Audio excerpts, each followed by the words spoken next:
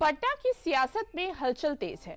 राबड़ी देवी और तेज प्रताप को सरकारी बंगले खाली करने का नोटिस मिलते ही बिहार में नई राजनीतिक जंग छिड़ गई है। बीजेपी और आरजेडी आपस में भिड़ गए हैं। अब सवाल यह है कि क्या लालू परिवार का पार एड्रेस बदलने से बिहार की राजनीति में समीकरण भी बदलेंगे। देखिए रिपोर्ट।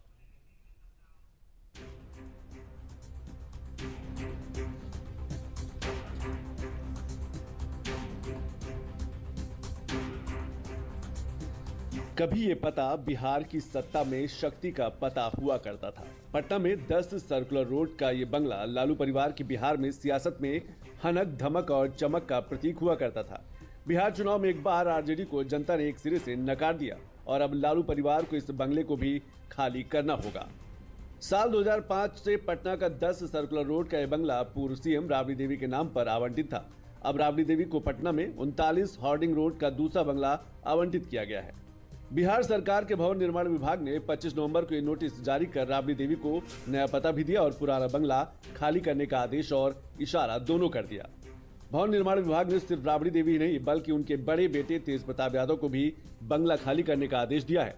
तेज प्रताप को लालू यादव पार्टी और परिवार से पहले ही निकाल चुके हैं। उस पर हाल में हुए विधानसभा चुनाव में तेज प्रताप अपनी पार्टी जेजेडी से लड़े थे, लेकिन महुआ से चुनाव हार गए। राबड़ी देवी साल 2005 से 10 सर्कुलर रोड में रह रही हैं। बंगले में लालू यादव, राबड़ी देवी और छोटे बेटे तेजस्वी रहते हैं। 20 साल से 10 सर्कुलर रोड में लालू परिवार रहता है। तेज प्रताप को 26 एम स्ट्रैंड रोड का बंगला आवंटित था। ताजा आदेश के तहत यह आवास अब नई सरकार में मंत्री बने लखेन कुमार रोशन को मिला है।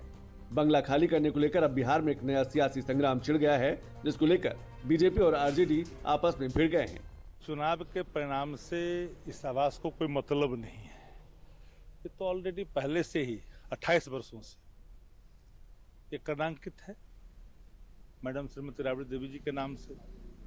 बिहार के पूर्व मुख्यमंत्री हैं और अभी नेता प्रतिपक्ष भी है विधान परिषद के अंदर। कदांकित आवास को किस नियम के तहत इन्होंने बदला है, ये अपने आप में आश्चर्य की बात है।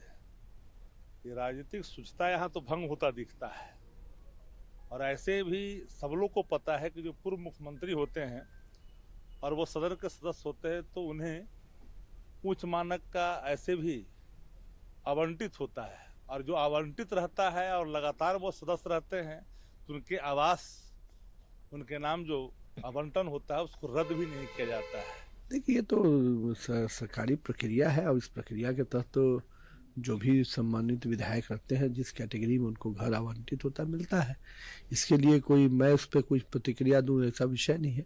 सरकार ये प्रक्रियात्मक तरीके से अपना काम करती है। जो भी नए सदस्य या पुराने सदस्य आते हैं उनकी अहर्ता को देखते हुए निर्णय होता है। अब सवाल ये उठता है कि आखिर राबड़ी देवी को बंगला क्यों खाली करना पड़ रहा है, क्योंकि 2005 के बाद से कई सरकारें आई और कई गई, लेकिन राबड़ी देवी का बंगला नहीं खाली हुआ। ऐसा क्यों हुआ, इसे भी समझिए। 2015 में महागठबंधन सरकार बनने के बाद तेजस्वी यादव डिप्टी सीएम बने और 5 देश रत्न मार्ग का आवास मिला। बाद में 2017 में सरकार बदलते ही उन्हें यह बंगला खाली करने का नोटिस मिला। तेजस्वी यादव यह मामला पटना हाईकोर्ट तक ले गए, लेकिन हाईकोर्ट ने राहत नहीं दी। 19 फरवरी 2019 को हाईकोर्ट ने तेजस्वी यादव को 5 देश रत्न मार्ग खाली करने का आदेश दिया। हाईकोर्ट ने बड़ा फैसला लेते हुए पूर्व सीएम को सरकारी गाड़ी, सुरक्षा और स्टाफ देने की सुविधा भी खत्म कर दी। फैसले के समय राबड़ी देवी बिहार विधान परिषद में नेता प्रतिपक्ष थी, इसलिए 10 सर्कुलर रोड उनके पास बना रहा। राबड़ी देवी को 39 हार्डिंग रोड पर जो नया बंगला आवंटित हुआ है वो भी बिहार विधान परिषद में नेता प्रतिपक्ष के कोर्ट से अलॉट हुआ है। मतलब अब लालू परिवार को 10 सर्कुलर रोड का बंगला जल्द से जल्द खाली करना पड़ेगा।